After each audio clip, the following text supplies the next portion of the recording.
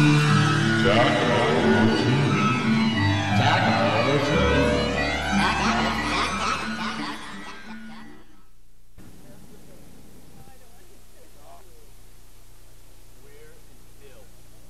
Good evening, humble viewers, and welcome to this week's exciting episode of Tacamo TV.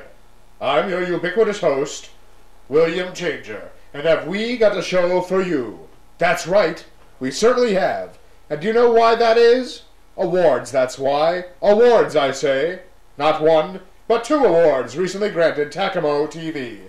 The first, for being the best variety program on Rhode Island cable television. The second, for airing the best public service announcement on Rhode Island cable. Remember, folks, don't litter. So stay tuned for this week's exciting episode of Tacamo TV.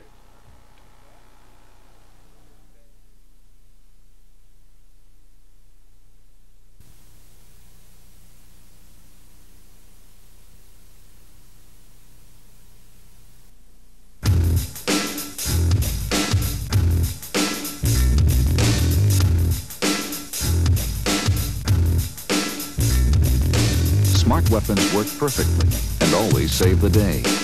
The idea is to let smart weapons do the job and do it more efficiently, decreasing the risk. Soldiers and pilots don't have to get right on top of their targets to destroy them. Not surprisingly, the development of smart missiles has revolutionized military strategy. A tank like this is easy prey. Once the target has been identified, the weapon goes in for the kill, adjusting its course as needed. A smart weapon is smart because it has an electronic sensor that looks for a target and a computer brain that identifies it. The U.S. has more than 50 varieties of robotic missiles, bombs, and torpedoes. Robotic weaponry is designed to replace human brains with electronic ones. Accurate information is a rare commodity. Today's fighters, with computers in the cockpit, with sophisticated radar and navigational equipment, strike more targets, more accurately, and cover a wider area. Get the facts from the front lines. A highly classified briefing of some of the world's most sophisticated weaponry. The multinational units have enjoyed a distinct technological edge. Wider, larger, thicker air power is one of the areas where the multinational forces have unquestioned superiority.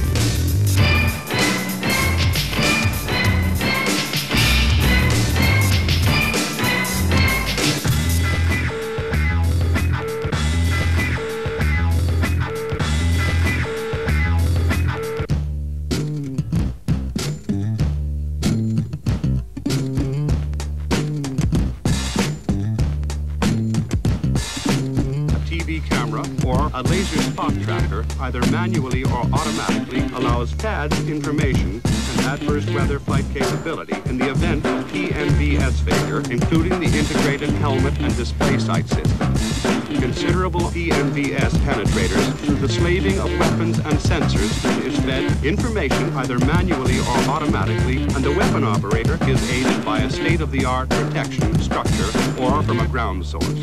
One is being upgraded with full night capability, especially with optional electro-optical infrared sensors and head-up display, and is totally devastating against armor. The massive penetrators depleted with uranium, especially state-of-the-art PNVS protection and redundancy, and 200 rounds of 30mm ammunition. In short, the external location of the missile tube permits rapid replacement after a mission, or considerable armor protection, allowing the weapon operator to acquire and track information to a cockpit display for the rapid acquisition of targets and redundancy with a mix of defense suppression missiles, the FB-111A, including the KC-135 and AGM-86 medium-range supersonic air-launched subsonic B-52G and H variants, automatically monitors and neutralizes the impressive ALQ-161 for truly global capability, the B-1B soft-skinned vehicles, and the Beluga cluster bomb, or hot acid. Computer-linked thermonuclear turbofan power plant, pack, belly pack, automatic all-weather, day and night terrain following, internal and external modified digital Mach 3 Lockheed SR-71 medium-range bomber with a mix of the subsonic Lockheed U-2 series and the incredible viewing system for low-level electronic countermeasures are the inertial navigation system at high speed and low height. In short, the offensive system automatically at any chosen height on internal fuel. And the highly capable Doppler navigation, air-launched, large attack radar, electronic countermeasures, has other sophisticated avionics, including the aardvark and the new rear flight and attack. Very obvious flight refueling tanker, KC-135, AGM-86, FB-111A, SR-71, 1,500, ALQ-161, SRAM AS-30L, BAP-100, soft-skinned anti-runway bomb, and trailing edge elevons, controlling an inherently automatic design and has other sophisticated flight and attack warloads.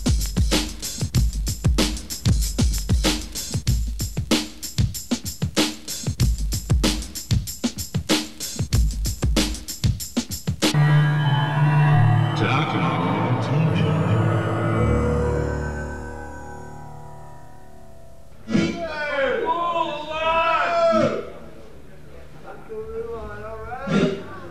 Owen will be right with you. Yes, up here. Yes. Don't push him. We have a forklift. Okay, one foot. Okay, we'll lift the right one first. That's good. Now moving forward. Very good. Microphone's all the way up there. Okay, left foot. Yeah. And the right. Hang him from the bungee cords. Okay. No. No. Thank you. Before you leave, I want to tell you one thing. It's a sin to make an old man walk fast.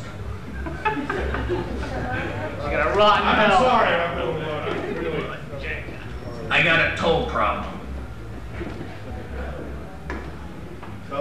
A thrombosis on my toe caused my back to go out. And of course my heart problem is well known to anybody who knows me at all. I got a problem with my aortas. You only have one. No, I got many like everybody got. They go in, you know, your aortas go in, and then the blood goes in, blood goes out. My aortas that are supposed to go in, go out. The ones that are supposed to go out, go in. Larry, who I'm gonna talk about a lot more later on, took me to a specialist in Cambridge. They wanted to do an operation on my heart, take my heart out, turn it around, put it back in. I lived in Rhode Island all my life. I drink a gallon of bay water every day. Believe it, I'm gonna cure myself. Larry got me out of bed to come here and talk to you about himself. And he said, you know, as the chairman of the Rhode Island dinner party, that's the party that he's running on, and that man before who helped me out, I brought along some stuff here. Where is he? Is he out there? The guy that introduced me, is he out there? Yeah, right here, Uncle. Yeah, I can't open some of this stuff. I got the arthritis. What do you want? Well, here's some. Larry wanted people to have these Vienna sausages. That's Can't flip that up. Just a snack from the dinner party, and also some of that donuts. Right. I eat this food myself. Anyway, a couple of 3 weeks ago. Help yourself.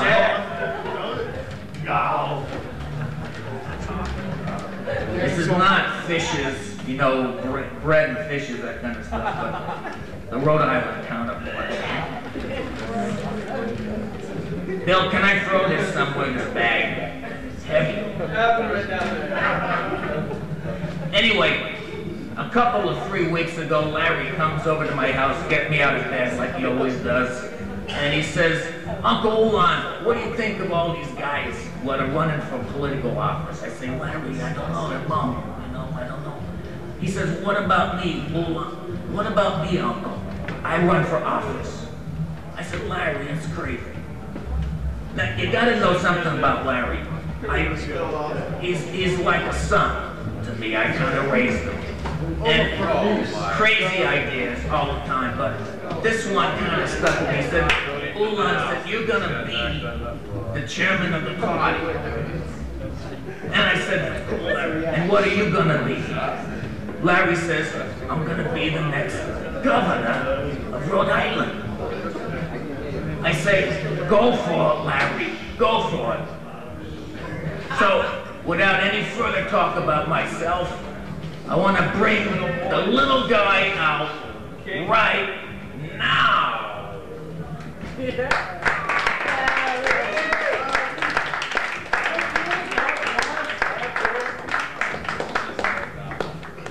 Thank you very much. So you all know, I'm the godlike human being, Larry Margoli, your future governor.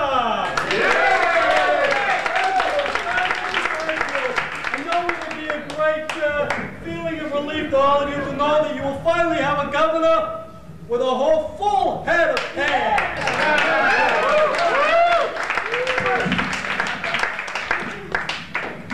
Before we get carried away with a speech fight here, we're going to do a little number. Mr. Music? Thanks, Larry. This is a little song that I wrote a couple years ago. I think it talks about the way... No, Uncle Lulon, we're doing the theme song, not the thing you wrote a couple of years ago. Are you ready? 1, 2, 3, 4. You know I can't be found. I'm sitting home all alone. If you can't come around, please tell don't be cruel. Don't be cruel. Do all the truth. I don't want no other love. I mean, it's just you I'm thinking of. So let's walk up to the preacher and let us say I do. I really know you have me. I know that I have you. Oh, don't be cruel. Do all the truth. I don't want no other love. I mean, it's just you I'm thinking of. Oh, don't be cruel. Do all the truth. I don't want no other love. I mean, it's just you I'm thinking of. Thank you.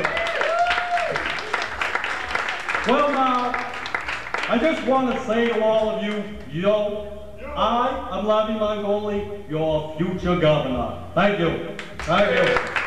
Now, a lot of yous out there are probably wondering how the heck do I get to come up here and say that I'm the future governor when the election is 2 days from now? Well, I'll tell you that the answer to that question is very simple, which is all of you are going to go out on Tuesday and you're going to write my name down on the ballot. That's Larry Margoli. And I'll tell you why you're going to do it, because if you do, my uncle here will give you $1. Larry, wait a minute.